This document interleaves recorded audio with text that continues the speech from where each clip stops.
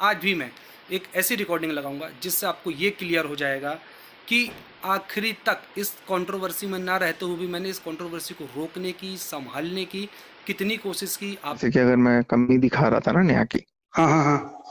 तो अगर मैं इतनी कमियां देख रहा हूँ तो मैं कैसे उसकी शादी करा दूँ उससे। ये अगर अलका ने वो तुमको कम बताई? हम्म अलका जी ने बोली आपको? हाँ, ये अलका ने बता। तो हाँ। अगर वो कमी नहीं बताता कुछ हम्म भी और उसके हम्म पक्ष में खड़ा होता, अगर वो गलत है तो भी खड़ा रहता, तो मैं करा हम्म देता शादी। हम्म। बट अब नहीं। मतलब किसकी करा देता? अच्छा, तुमसे मेरी। करवा देता?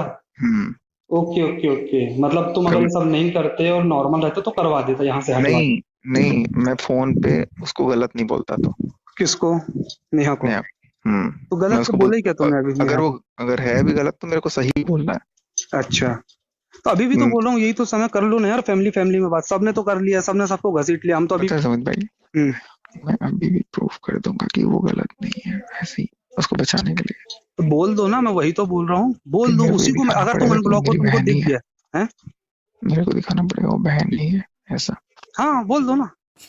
Hello everyone, welcome back to my YouTube channel. तो आज हम बात करने वाले हैं जगत दीदी और हमारे लप्पू टुचिन भैया की और सुमित महल जी की। तो सुमित जी ने जो रिकॉर्डिंग्स डाली है, क्योंकि पहले वो जो आधी रिकॉर्डिंग डाली गई थी उस रिकॉर्डिंग को बेस बनाकर हमारी जगत दीदी ने कहा कि अगर तुम्हें डालनी है रिकॉर्डिंग तो 1 घंटे की जो तुमने बात की थी वो पूरी रिकॉर्डिंग डालो। तो ये सारी चीज़ें क्लियर करने के लिए सुमित ने जो रिकॉर्डिंग थी वो पूरी डाल दी है। उससे उस रिकॉर्डिंग को सुनने के बाद सारी चीज़ें क्लियर हो गई कि किस तरह से लप्पू जो था, यानी हमारे जो लप्पू भैया हैं, वो जगत दीदी को एक तरह से बदनाम भी कर रहे थे और दूसरी तरफ शादी भी करना चाहते थे, और लास्ट मोमेंट तक वो सभी को यही दिखा रहे थे कि वो गलत हैं और ये सही हैं, जबकि दोनों ही गलत हैं।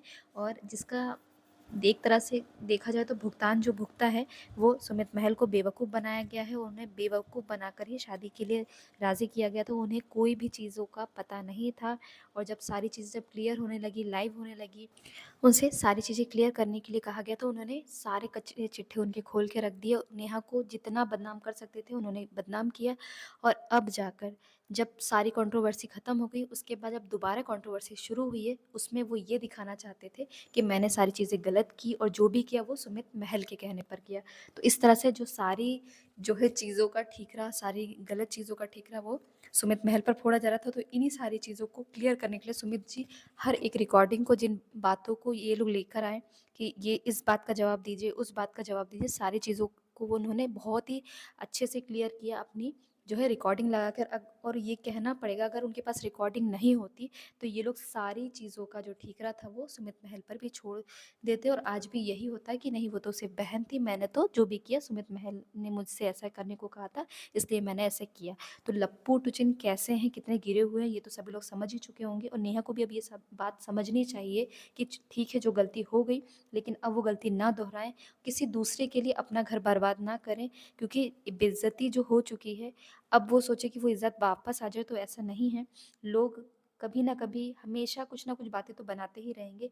तो इस बात का उन्हें ध्यान रखना चाहिए कि उनकी एक छोटी बेटी है, उसके बारे में भी सोचे, आज नहीं तो कल वो भी बड़ी होगी और सारी चीज़ें जब वो समझेगी तो उस बात का वो क्या जवाब देंगे।